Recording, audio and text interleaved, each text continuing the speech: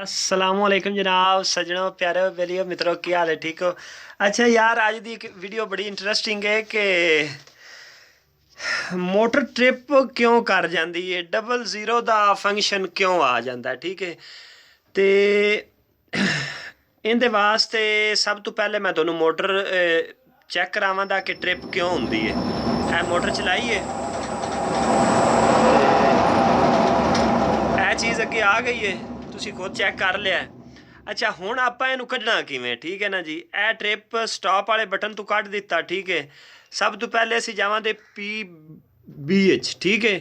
PB ਦੇ ਵਿੱਚ ਅਸੀਂ ਡੇਟਾ ਇੰਟਰ ਕਰਾਂਗੇ, A ਵੀ ਆਉਣਾ ਹੈ B ਵੀ ਆਉਣਾ ਹੈ, ਲੇਕਿਨ ਅਸੀਂ PB ਦੇ ਵਿੱਚ ਜਾਵਾਂਗੇ, ਠੀਕ ਹੈ ਨਾ ਜੀ। PB ਦੇ ਵਿੱਚ ਜਾ ਕੇ ਅਸੀਂ ਜਾਵਾਂਗੇ 5 ਦੇ ਵਿੱਚ, ਠੀਕ ਹੈ। 5 ਦੇ ਵਿੱਚ, ਠੀਕ ਹੈ। 5 ਦੇ ਵਿੱਚ ਡਬਲ ਜ਼ੀਰੋ ਹੋਵੇਗਾ ਜਾਂ ਮਤਲਬ 10 ਹੋਵੇਗਾ ਜਾਂ 15 ਹੋਵੇਗਾ। ਉਸ ਫ੍ਰੀਕੁਐਂਸੀ ਨੇ ਕੀ ਕਰਨਾ ਹੈ, ਉਹਨੂੰ ਵਧਾ ਦੇਣਾ, ਠੀਕ ਹੈ ਨਾ ਜੀ। ਅਗਰ ਇੱਥੇ ਲਿਖਿਆ ਹੋਵੇਗਾ ਨਾ 10, ਤੁਸੀਂ ਉਹਨੂੰ 20 ਕਰ ਦੇਣਾ, ਠੀਕ ਹੈ। ਅਗਰ 20 ਲਿਖਿਆ ਉਹਨੂੰ 30 ਕਰ ਦੇਣਾ, ਠੀਕ ਹੈ।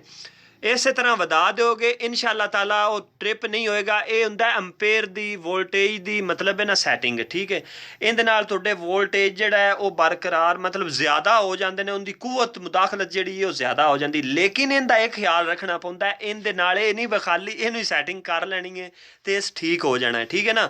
ਇੱਕ ਚੀਜ਼ ਹੋਰ ਹੈ, ठीक है। अगर दोनों को मसला लगता है या साढ़े को वोल्टेज का मसला या पेश आ रहा है फ़र्ज़ किया फिर भी ये फॉल्ट आता है, फिर तुसा इस तरह करना है कि PB4 और 5 की सैटिंग अपने सोलर पैनल अल्लू वेख के मतलब इनकी सैटिंग करनी है, ठीक है ना जी। इन दो रिक्वायरमेंट दित्तियां होंदियां ने।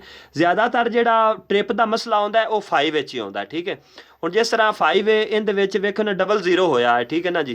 ਸਾਰੇ 0 0 ਹੈ, ਠੀਕ ਹੈ। ਅਗਰ ਇੱਥੇ ਮੈਂ 10 ਕਰ ਦੇਣਾ ਜਾਂ 20 ਕਰ ਦੇਣਾ ਵੇਖ ਲਿਆ ਜੇ ਝਟਕਾ ਖਤਮ ਹੋ ਜਾਣਾ, ਠੀਕ ਹੈ। ਇਹ ਮੈਂ ਤੁਹਾਨੂੰ ਬਕਾਇਦਾ ਖੁਦ ਚਲਾ ਕੇ ਹੁਣ ਚੈੱਕ ਕਰਾ ਦੇਣਾ।